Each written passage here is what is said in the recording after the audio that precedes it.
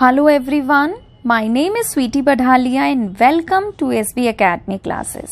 तो आज का passage D and F block chapter से लिया गया है। तो देखिए पैसेज क्या कह रहा है। इन transition elements generally ions of the same charge in a given series show progressive decrease in radius with increasing atomic number. कह रहे हैं कि अगर हम ट्रांजिशन एलिमेंट यानी कि डी ब्लॉक के एलिमेंट्स की बात करें तो आयंस जो होते हैं सेम चार्ज के, अगर उनका एटॉमिक नंबर बढ़ता है पीरियड में, ठीक है, प्रोग्रेसिव का मतलब क्या है, एक एक करके बढ़ रहा है, तो कह रहे हैं पीरियड में अगर एटॉमिक नंबर बढ़ता है तो उनका साइज या फिर रेडियस कम होता हुआ चला जाता है। This is because the new electron enters a d orbital each time the nuclear charge increases by unity। कह रहे हैं कि जैसे जैसे एक इलेक्ट्रॉन बढ़ रहा है साथ ही साथ न्यूक्लियस के अंदर प्रोटॉन भी बढ़ रहा है, तो न्यूक्लियर चार्ज या फिर न्यूक्लियस की पावर बढ़ रही है, जिसकी वजह से वो क्या करेगा, ज्यादा अट्रैक्ट करेगा और साइज को छोटा कर देगा। But the radii of the third 5D series are virtually the same as those of the corresponding members of the second series. तो कह रहे हैं कि 4D और 5D सीरीज के जो एलिमेंट्स होते हैं उनका साइज ऑलमोस्ट हमें सेम दिखता है या सिमिलर दिखता है। This phenomena is associated with the intervention of the 4f orbitals which must be filled before the 5D series of the element begin. तो कह रहे हैं ऐसा इसलिए होता है क्योंकि वहां पर 4f ऑर्बिटल आ जाता है। The filling of 4f before 5D orbital results in a regular decrease in atomic radii called lengthenoid contraction। और कह रहे हैं कि क्योंकि हम 4f में इलेक्ट्रॉन पहले भरते हैं 5D से, तो जो साइज डिक्रीज हो रहा है रेगुलर फैशन में वो हमारा लेंथेनॉइड कॉन्ट्रैक्शन की वजह से होता है। ठीक है, लेंथेनॉइड कॉन्ट्रैक्शन मैंने आपको पहले भी बताया था कि 4f या आप ऐसे कह सकते हैं d और f ऑर्बिटल जो है उनकी पुअर शेप की वजह से वो पुअर शील्डिंग इफेक्ट शो करते हैं, जिसकी वजह से न्यूक्लियस का इफेक्ट बाहर आउटर मोस्ट ऑर्बिटल के इलेक्ट्रॉन्स पे लगता है और वो उनको अंदर की तरफ अट्रैक्ट करता है, जिसकी वजह से रेगुलर हमें फैशन में साइज छोटा होता हुआ या एटॉमिक रेडियाई डिक्रीज होता हुआ दिखाई देता है। ठीक है, तो इस पैराग्राफ पर बेस्ड आपको असर्शन एंड रीजनिंग के कुछ क्वेश्चंस दिए गए हैं और आपको कुछ एलिमेंट्स भी दिए गए हैं। अगर आप पैराग्राफ के बिल्कुल नीचे देखें तो वहां पर लिख भी रखा है following are the transition metal ions of 3D series, जिसमें आपको टाइटेनियम 4+, वेनेडियम 2+, मैग्नीज 3+ और क्रोमियम 3+ दिया गया। ठीक है, तो हम सभी को पता है कि असर्शन और रीजनिंग में हमारे पास 4 पार्ट्स होते हैं। तो चलिए देखते हैं कि इस पैराग्राफ पे बेस्ड हमें किस टाइप के क्वेश्चंस मिले हैं और किस तरीके के क्वेश्चंस हमें मिल सकते हैं। तो आज का हमारा पैसेज असर्शन एंड रीजनिंग पर बेस्ड है। तो देखिए सबसे पहले हमारे पास जब भी असर्शन एंड रीजनिंग के क्वेश्चंस आते हैं तो हमारे पास 4 ऑप्शंस होते हैं और फिर उसके बाद जो क्वेश्चंस आते हैं उन्हें हमें आंसर करना होता है। तो सबसे पहला ऑप्शन हमारे पास क्या है कि असर्शन और रीजन दोनों की स्टेटमेंट करेक्ट है और रीजन जो है वो एक करेक्ट एक्सप्लेनेशन है असर्शन का। दूसरा ऑप्शन क्या है हमारे पास कि असर्शन और रीजन दोनों सही स्टेटमेंट होंगी बट रीजन करेक्ट एक्सप्लेनेशन नहीं होगा। ठीक है, तो इस बात का ध्यान रखें कि क्या है, reason is not correct explanation. Third option में आएगा असर्शन सही है और रीजन गलत है और फोर्थ ऑप्शन में आएगा असर्शन गलत है और रीजन सही है। ठीक है, तो ये क्योंकि डी ब्लॉक और एफ ब्लॉक चैप्टर से लिया गया है पैसेज, तो यहाँ पे देखिए आपको डी ब्लॉक के एलिमेंट्स दे रखे हैं और आपसे पूछा है following are the transition metal ions of 3D series, की 3D सीरीज है और 3D सीरीज में आपको ये एलिमेंट्स दिए गए हैं। और यहाँ पे असर्शन में एक बात बोली गई है, among the given ions chromium 3+ is the most stable in an aqueous environment. कह रहे हैं कि जब हम अगर पानी यानी कि वाटर हमारा सॉल्वेंट है और उसके अंदर अगर हम इन आयंस को देखें तो इन आयंस में सबसे ज्यादा स्टेबल क्रोमियम 3+ पाया जाएगा। ये असर्शन में इन्होंने स्टेटमेंट कही है और रीजन कहा है कि Cr3+ chromium 3+ has half filled T2G3 configuration. ठीक है, तो सबसे पहले हम असर्शन पर देखेंगे कि असर्शन पे जो इन्होंने बात कही है वो सही कही है या नहीं कही है। सबसे पहले टाइटेनियम का एटॉमिक नंबर क्या होता है, 3D सीरीज क्या होती है हमारी, स्कैंडियम, टाइटेनियम, वैनेडियम। तो टाइटेनियम सेकेंड नंबर पे आता है। तो टाइटेनियम का एटॉमिक नंबर क्या होता है, 22। कॉन्फ़िगरेशन क्या होती है, आर्गन 3D2 4s2। अब यहां पर बात की गई है टाइटेनियम 4+ की। 4+ का मतलब क्या है कि 4 इलेक्ट्रॉन निकल रहे हैं। तो कैसे निकलेंगे, पहले निकलेंगे S में से 2 और फिर यहां से निकलेंगे 2। तो इसकी कॉन्फ़िगरेशन क्या हो गई, आर्गन 3D0 4s2। मतलब इसने stable noble gas configuration attain कर रखी है आर्गन वाली। इसका D और S क्या है, खाली है, तो ये काफी स्टेबल है। फिर है वैनेडियम 2+। सबसे पहले वैनेडियम की बात करेंगे। वैनेडियम का एटॉमिक नंबर क्या होता है, स्कैंडियम, टाइटेनियम, वैनेडियम। तो वैनेडियम का होता है 23। Argon 3D3 4s2। पर हमें क्या दिया है, वैनेडियम 2+। 2+ का मतलब क्या है, 2 इलेक्ट्रॉन निकल गए, किस में से निकल गए, S में से निकल गए, 3D3 4s0। ये हो गई वैनेडियम की कॉन्फ़िगरेशन। फिर आते हैं मैग्नीज पे। मैग्नीज का एटॉमिक नंबर कितना होता है, 25। कॉन्फ़िगरेशन क्या होती है, आर्गन 3D5 4s2। और हमें बात करनी है Mn3+ की। तो क्या हो जाएगी, आर्गन 3 इलेक्ट्रॉन निकालने, 2 S में से निकलेंगे, एक यहां से निकलेगा, तो 3D4 4s0। और फिर है क्रोमियम 3+। क्रोमियम का एटॉमिक नंबर कितना होता है, 24। कॉन्फ़िगरेशन क्या होती है, argon 3D5 4s1। Chromium and copper exceptional behaviour show करते हैं कॉन्फ़िगरेशन लिखते समय, ध्यान रखिए। तो हमसे बात की गई है क्रोमियम 3+ की। तो 3+ की जब बात करेंगे, एक इलेक्ट्रॉन यहां से निकलेगा, 2 यहां से निकलेंगे, तो कॉन्फ़िगरेशन क्या हो जाएगी, 3D3, है ना। 3 निकालने थे, एक यहां से निकला, 2 यहां से निकले, तो 3 बच गए। तो अब हम इनके बारे में चर्चा करेंगे, इनके बारे में डिस्कशन करेंगे। Titanium 4+, vanadium 2+, chromium 3+ and manganese 3+। ये हिसाब है, ठीक है। तो कहा है कि जो भी आयंस हैं इनमें सबसे ज्यादा स्टेबल क्रोमियम 3+ होता है। क्रोमियम 3+ अगर होता आंसर, क्योंकि इसका भी तो कॉन्फ़िगरेशन क्या है, आर्गन 3D3, और वैनेडियम 2+ का भी क्या है, आर्गन 3D3। तो आंसर में तो फिर ये तो दोनों की सेम कॉन्फ़िगरेशन हो गई। अगर यही स्टेबल होता तो आंसर में वैनेडियम 2+ भी होना चाहिए, सिंपल सी बात है। और यहाँ पे D ऑर्बिटल ना तो फुल्ली फिल्ड है ना हाफ फिल्ड है। बट अगर आप ध्यान से देखें तो टाइटेनियम 4+ के केस में आपको stable noble gas configuration attain होती हुई दिखाई दे रही है। तो आप खुद मुझे बताइए, जो आयंस इन्होंने आपको दिए हैं, तो क्या उसमें सबसे स्टेबल आपको क्रोमियम 3+ लग रहा है? तो आंसर है नो। तो असर्शन जो है वो गलत हो गया। असर्शन वाली बात जो है वो क्या हो गई, गलत हो गई। अब देखो 4 ऑप्शन है, 4 में से एक ही है जिसमें असर्शन गलत है, तो पता ही चल रहा है कि आंसर डी है। फिर भी उसके बाद भी हम रीजन के बारे में डिस्कशन करेंगे। तो रीजन में कहा है chromium 3+ has half filled T2G3 orbital. जब हम CFT पढ़ते हैं तो हम पढ़ते हैं कि D ऑर्बिटल की स्प्लिटिंग होती है। आप इसको नोट कर लो क्योंकि मेरे को थोड़ा सा रब करना पड़ेगा, ठीक है। तो हम जब कोऑर्डिनेशन कंपाउंड्स में या कोऑर्डिनेशन केमिस्ट्री में स्प्लिटिंग पढ़ते हैं तो हम ये चीज़ पढ़ते हैं कि भाई पहले 5 D ऑर्बिटल डीजनरेट होते हैं, फिर जब लीगेंड आता है तो ये थोड़े से पर्टर्ब्ड हो जाते हैं, एक्साइटेड स्टेट में पहुंच जाते हैं, ठीक है। ये चलो मैं एक्साइटेड बना देती हूँ, ये वाला ग्राउंड बना देते हैं। पहले ग्राउंड था, लीगेंड आया, थोड़ा सा एक्साइटेड हो गया, फिर इसमें हो जाती है स्प्लिटिंग। अगर हम ऑक्टाहेड्रल की बात करें, T2G and EG।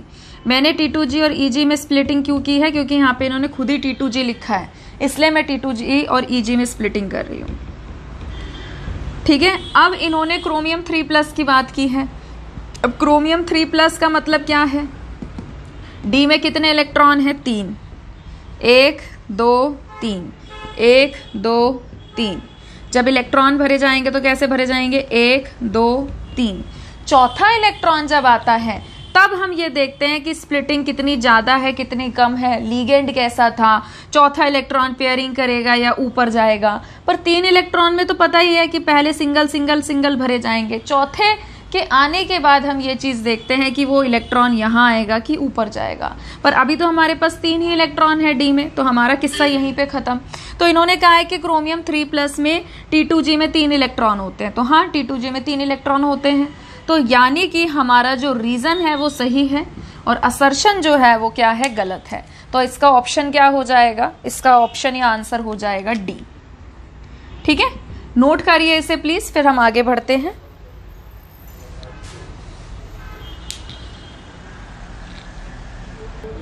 Second question की तरफ बढ़ते हैं। सेकेंड क्वेश्चन में देखिए इन्होंने क्या कहा है, among the given ions Mn3+ is the most strong oxidising agent. ठीक है, Mn3+ जो है वो वैसे भी बहुत ही स्ट्रॉन्ग ऑक्सीडाइजिंग एजेंट होता है।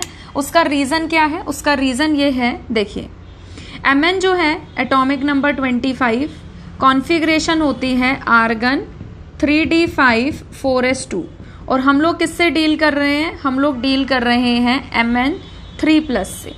ठीक है, डी में पहले 5 इलेक्ट्रॉन थे और डी हाफ फिल्ड था जिसकी वजह से ये काफी स्टेबल था।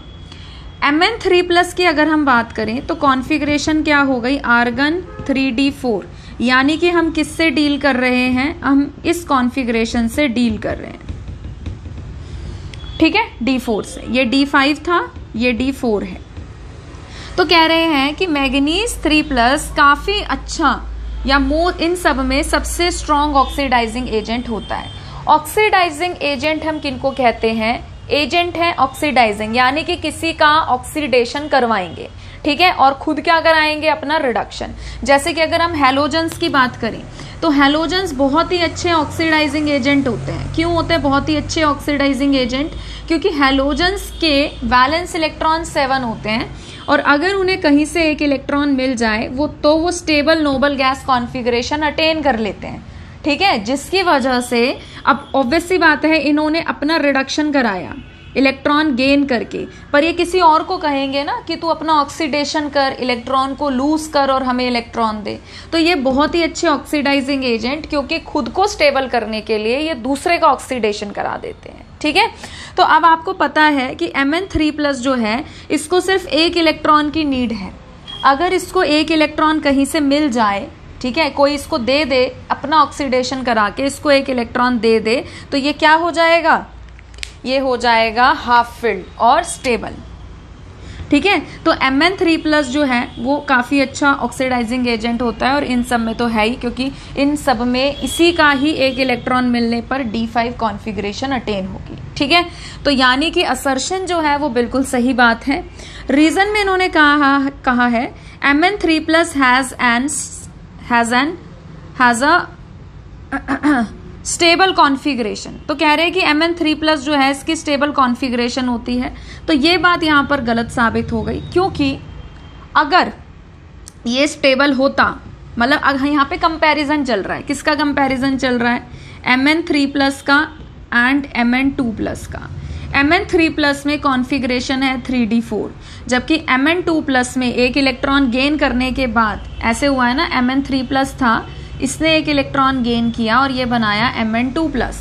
तो एक इलेक्ट्रॉन गेन करने के बाद इसने क्या कर लिया, 3d5 अपने आप को हाफ फिल्ड यानी कि और स्टेबल हो गया। ठीक है, तो ये कह रहे हैं कि Mn3+ में स्टेबल कॉन्फ़िगरेशन है। अगर हम कंपैरिजन करें तो Mn2+ 3d5 जो है वो ज्यादा स्टेबल निकलेगा।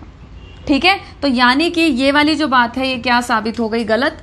तो असर्शन सही है, रीजन गलत है, तो इसका जो आंसर है वो क्या हो गया, सी। ठीक है, नोट करिए इसे प्लीज।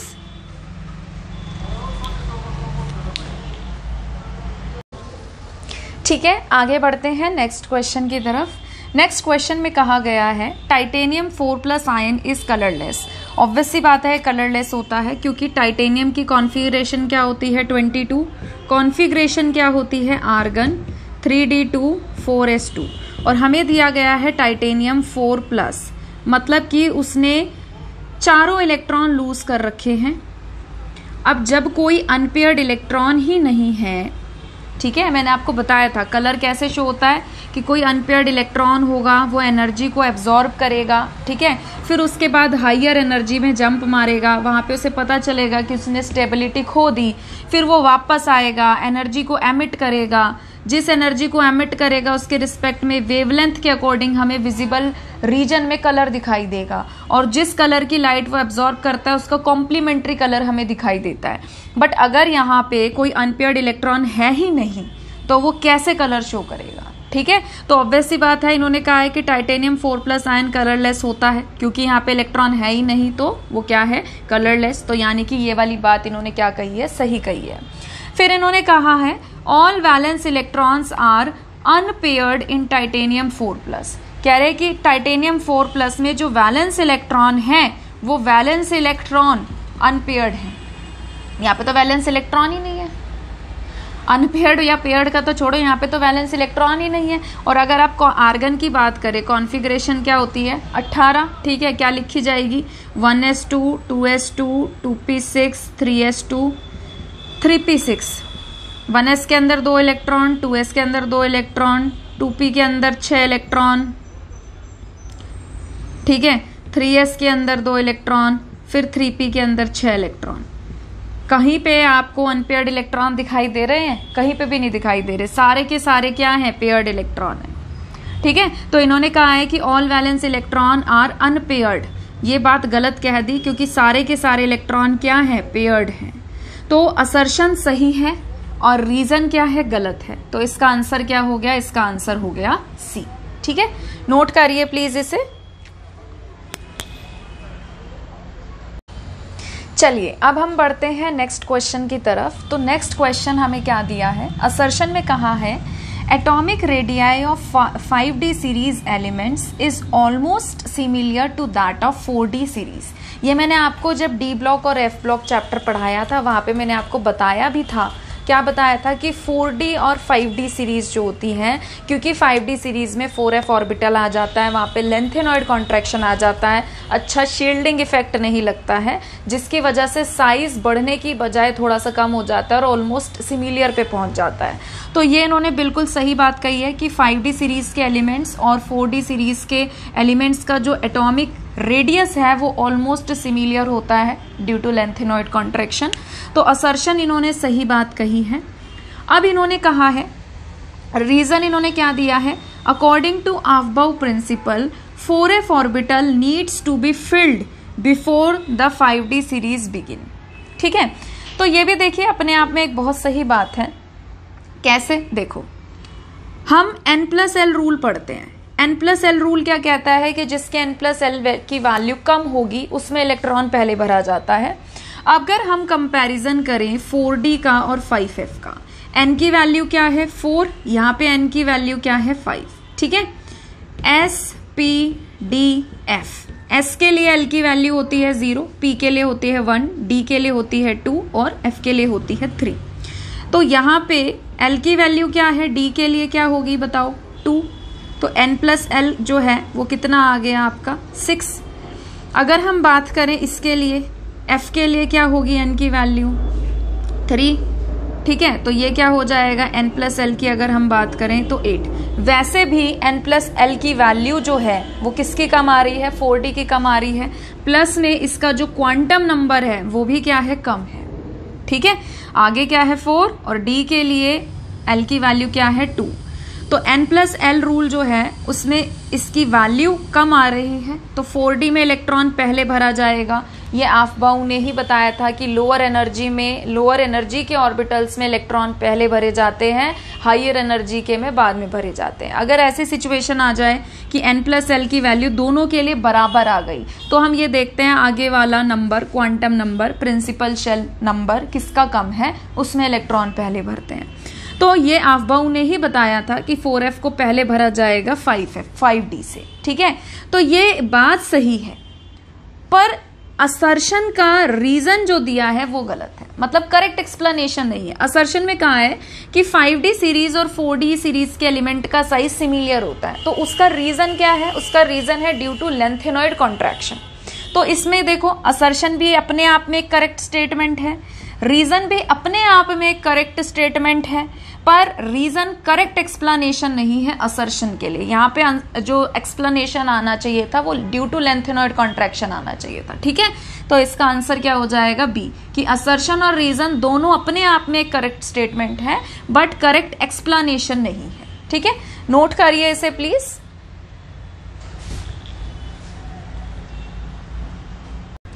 तो आज के लिए इतना ही। अगर आपको ये वीडियो पसंद आया है तो प्लीज़ इसे लाइक करिए, शेयर करिए, चैनल को सब्सक्राइब करिए। जल्द ही मिलेंगे एक नई वीडियो के साथ। अपना ध्यान रखिए। Thank you.